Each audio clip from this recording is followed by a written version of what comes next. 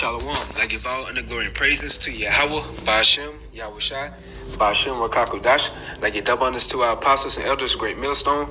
Salutations to all you sincere Akim pushing his word across the four corners of the earth. And as of today, which is December 25th, 2020, which is a worldly holiday known as Christmas. So you have a lot of people gathering together and thinking that they are celebrating the birth of the Messiah, or they would say the birth of Christ. And you have a lot of our people included and engulfed into that madness as well. So by definition, Christmas really means death of the Messiah or death of Christ. So in the World Book Encyclopedia, it defines Christmas as follows. The word Christmas comes from Christes Messe, which is spelled Christesmesse, which is an early English phrase that means Mass of Christ.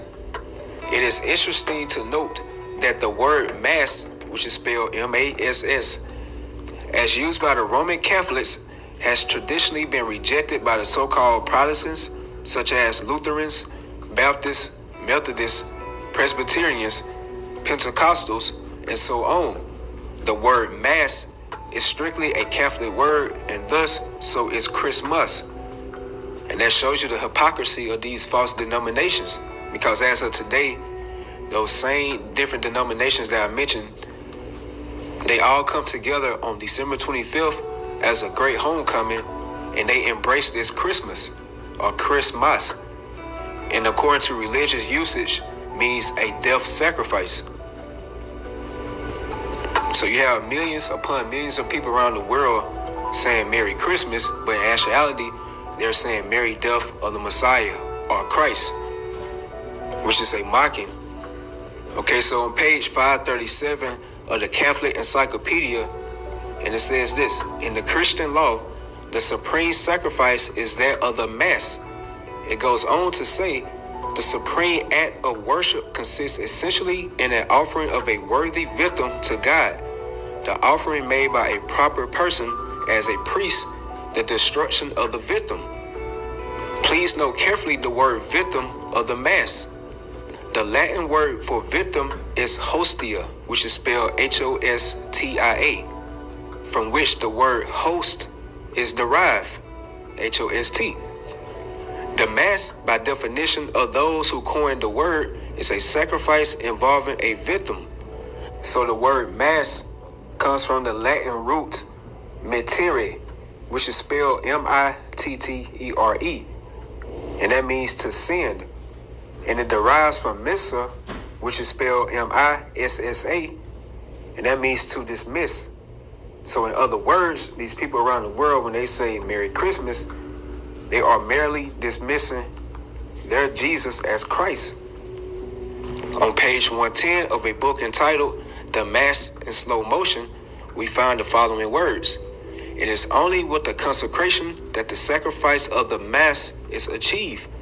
I have represented the Mass to you more than once as a kind of ritual dance. So, in totality, the Mass is the ceremonial slaying of the Messiah over and over again. And it's followed by the eating of his flesh and the drinking of his blood. That's why the Mass is called the death sacrifice, and the host is the victim. So that's exactly why you see the people in the world today are in that merry, joyous, celebratory spirit, because they are all partaking into a death sacrifice. Whether they know it directly or indirectly, you're still putting your energy source into a wicked holiday. And this is an official Roman Catholic doctrine. And what do you have that come out of the Roman Catholic Church? All these false denominations. And Christianity is definitely a part of that. So Christmas is really a witch's Sabbath called the Yule. Now we know through the Spirit that the Heavenly Father Yahweh told us as the Israelites in the book of Exodus, the 23rd chapter, thou shalt not follow a multitude to do evil. Whenever you see the world are constantly running into something, being involved into a matter, that's when you know you should step back and go the opposite way. Just look how this whole world right now are embracing this wicked holiday. And you have also the majority of our people included in there as well. Alright, so Saturnalia was an ancient Roman festival in honor of the god Saturn, held on December 17 of the Julian calendar, and later expanded with festivities through to December the 23rd. Cronus is an alias for Tammuz. Tammuz was Nimrod reborn alias, his son. His wife and mother, Rhea, which is called Semiramis, Egyptian and Babylonian antiquities recognize his mother as Semiramis, and his birthday is celebrated on December 25th. The first recorded date of Christmas being celebrated on December 25th was in 336, during the time of the Roman Emperor Constantine. He was the first Christian Roman emperor. In other words, he was a so-called black man that was caught up into these pagan customs, and he incorporated those wicked philosophies into the scriptures. That's why it's stated in the book of Jeremiah, the 10th chapter, learn not the way of the heathen. Because 2/3 of our people are spiritually likened unto these other nations. Therefore, that's why they are called heathens. As it says in Romans, the 9th chapter, and the 6th verse, for they are not all Israel, which are of Israel. Yes, they come from the physical stock of Abraham, Isaac, and Jacob, so they are physical Israelites, but mentally or spiritually, they are likened unto these other nations because they are following after the vain deceits and the rudiments of this world. They're not in tune with the true ways of Yahweh Ba'Shem Yahushai, so therefore they are called heathens. And it says, a few years later, Pope Julius I officially declared that the birth of the Messiah, or Jesus, will be celebrated on December 25th. So as you see through the Spirit, that our people have been spoiled through philosophy and vain deceit, after the tradition of men, according to the book of Colossians, the 2nd chapter and the 8th verse. So you're going to see a pretty good documentary going to the symbolisms and just the true origin of this wicked holiday known as Christmas. And Lord willing, you all be edified by this. Shalom.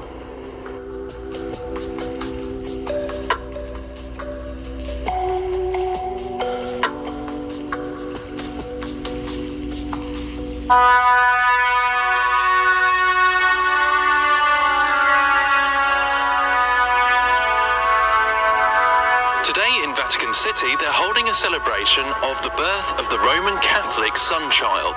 The first thing I find interesting is that they've actually placed the depiction directly underneath the Star of Ishtar, the Eastern Star of the mystery religions. If that isn't blatant enough, you can see that the star is being propped up by an Egyptian obelisk.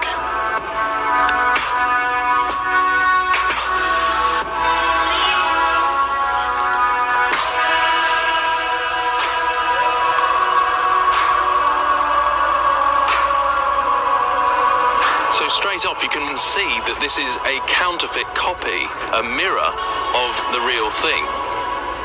Then of course you've got this giant Kabbalistic tree, and also accompanied by other ancient symbology that should make it absolutely clear that this represents the birth of the sun god of the Babylonian mystery schools.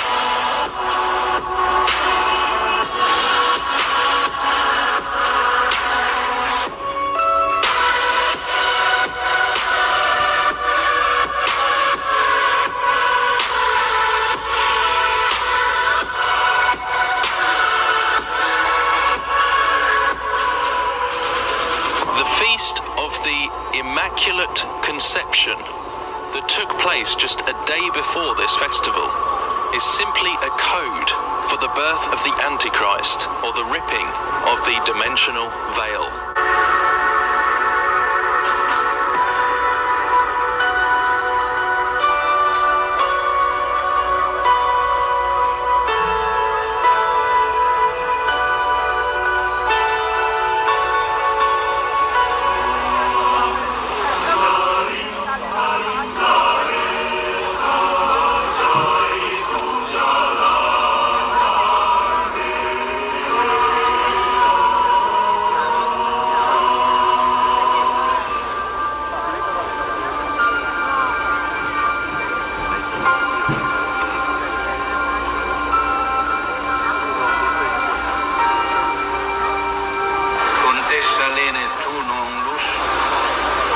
Per me un onore, è dal 1982 che San Giovanni Paolo II, permettetemi di congratulare a nome di tutti, alla città del Vaticano e ai fedeli di tutto il mondo, questo grande albero dei nostri amici di Malta.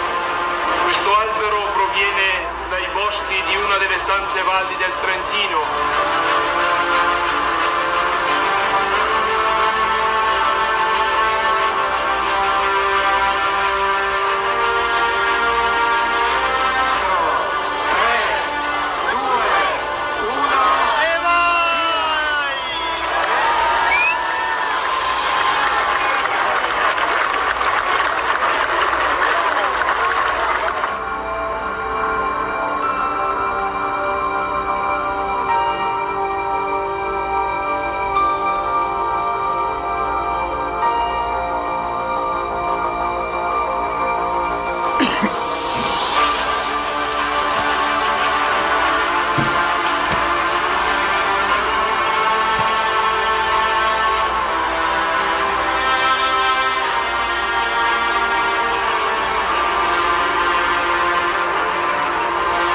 So here I am back in Vatican City.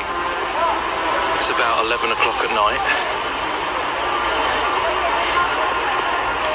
So I decided to come back and investigate some more of this symbology. And the point of making these videos is really to warn Catholics, which I want to do more, you know, because there are real Christians in the Catholic Church who are deceived. And this is maybe one of the ways that can help break the brainwashing. The fact that there is hidden agendas going on. And it's not worth getting too deep into that, because it's not deep. This is the things of this world and the things of the enemy are not the deep things. The truly deep things are what it's copying.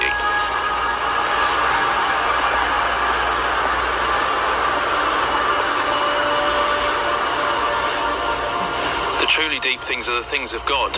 And why do you think they keep constantly mirroring and copying and inverting these things to? Because it's a religion that is actually at its very heart with the Jesuit conspiracies at the top levels and secret societies. They're trying to break the veil and bring through the Antichrist, like we see in the book of Revelation. It's code for Revelation 9, the Immaculate Conception. Don't forget, when you look at this from above, we're actually in this cradle right now. This circular shape is like a cradle. So don't you think it's ironic that they have the birth of the false Christ in the middle of this cradle of filth, cup of filth, you know, abominations, the things that are exposed about this area, cradle of filth, think about it. And this whole thing here that I'm standing on is a clock. The sundial. So this is a representation of time, cracking through time, through the veil of time and space. So we're in the middle of a sundial and we've got the birth of the Antichrist cracking through time. What does that tell you?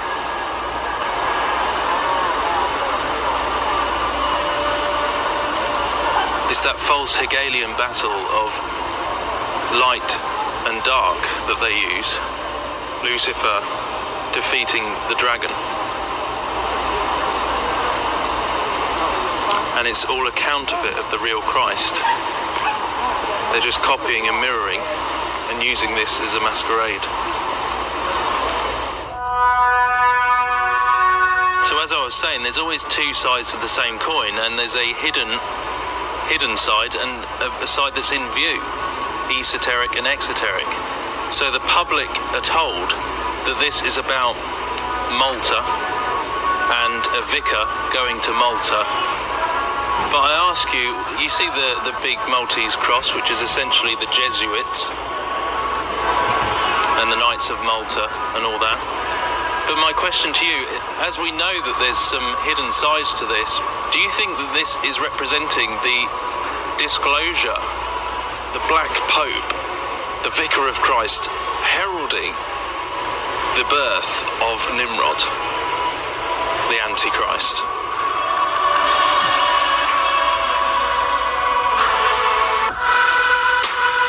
And remember, the obelisk represents an antennae, so harvesting energy for the conjuring up of this. And this has been the ultimate goal all through these many centuries and centuries since Babylon. The ultimate goal has been to do this, piercing the firmament, the Tower of Babel. We shall be like God.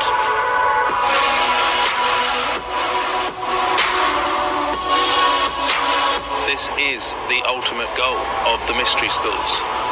So what you're seeing here is a masquerade as Christianity. And that obelisk represents the phallic with the circumcision of ancient Egypt. Because this is all part of the ancient mystery schools of Babylon. It goes back to Babylon and Egypt. What does the Bible tell us about those?